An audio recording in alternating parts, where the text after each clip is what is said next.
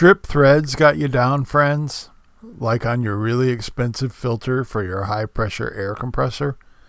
Let's look at how we can fix that up, get you back in the game. Welcome to the Yong Heng Hot Rod Shop.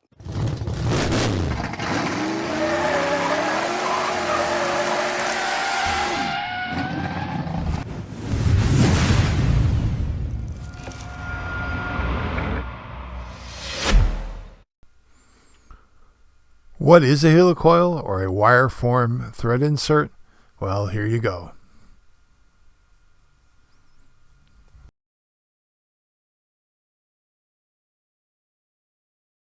Now, some of you might be thinking, what kind of doofus would recommend doing thread repair on a part that goes up to 4,500 psi? Well, hang on, friends. Let's take a look at the history of the helicoil before we jump to any conclusions.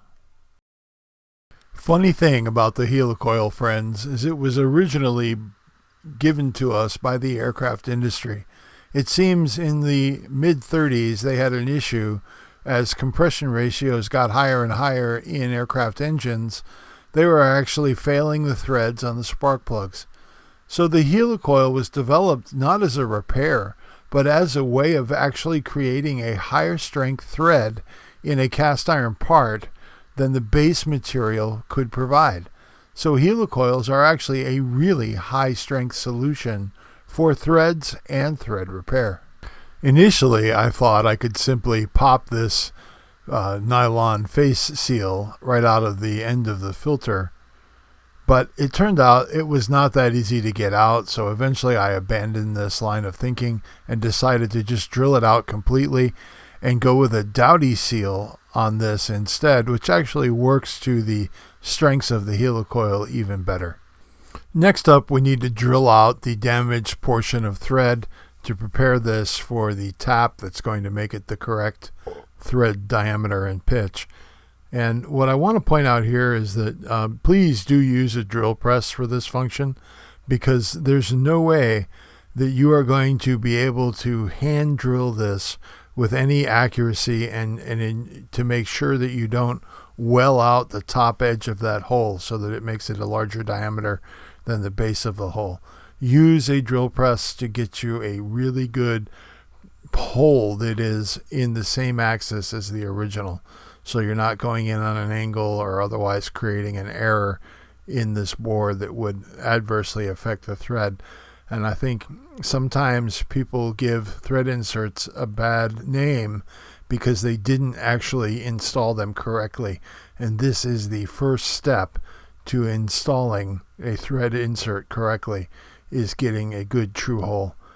Now I'm just going to drill out the bad portion of the thread right here, and then eventually you're going to see that white plastic come out. There it is from the face seal. I'm going to stop the drill bit and pull that material out of the way before I continue drilling, because that slug could heat up and melt, and I don't want that in there.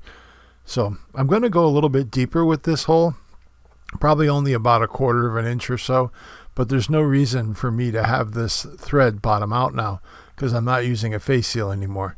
I'm going to go with a dowdy seal, which we've talked about before on this channel. So now that we've got the hole drilled and we have got it cleaned out, we're going to deburr the top edge of this hole, because it makes starting the tap a whole lot easier when we have a nice 45-degree bevel on the edge of that hole. And I'm just using a standard countersink here to give me a nice smooth cut on that bevel. Tap magic is absolutely your friend. If you've ever tapped any kind of aluminum, tap magic is absolutely magic indeed. And this stuff will change your life when tapping aluminum. I know maybe you're just going to grab some 3-in-1 oil or some motor oil, but if you ever use tap magic, you would never touch anything else. So this tap that comes with the kit is a regular tap. It is not a gun tap, which would eject the chips out the front. This one you need to back up every now and then and actually break the chips off that are forming inside the thread cutting portion of the tap. And then about midway through, we're going to give it another dose of tap magic, just because, well, it's magic. Why wouldn't you? We're going to take this all the way back apart and get all of those chips and junk out of there. Going to use a little high pressure shop air to clean that out. You want this really, really clean before you start trying to put this insert in. The insert tool that comes with these import versions of the helicoil thread, these are Chinese copies of the original helicoil. They work, but I'll tell you, these insert tools are nowhere near as good as the original helicoil. Those insert tools are for real.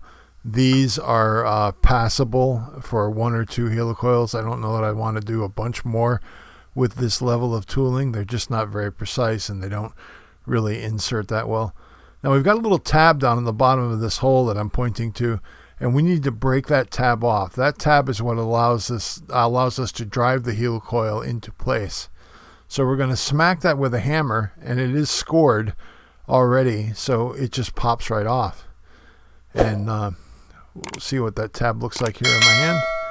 And we're good to go. Now we're going to slip a dowty seal right back on the same fitting that was in this hole before. It is already machined nice and flush on the top of the head for use with a dowty seal. And we're going to snug that up. And there you go, my brothers. A repair well done. This is the kit itself. There's the drill bit, the tap, the insertion tool, the tab breaker. I'm going to get them out of the way. I'll take a look at what else is in this package. Here's your helicoils themselves. And we've got a little Allen wrench in there for the bushing on the insertion tool. That's about it. Amazon links to everything I use listed in the description. Have a great week, my friends. And as always, be a light in the darkness. Have a great week.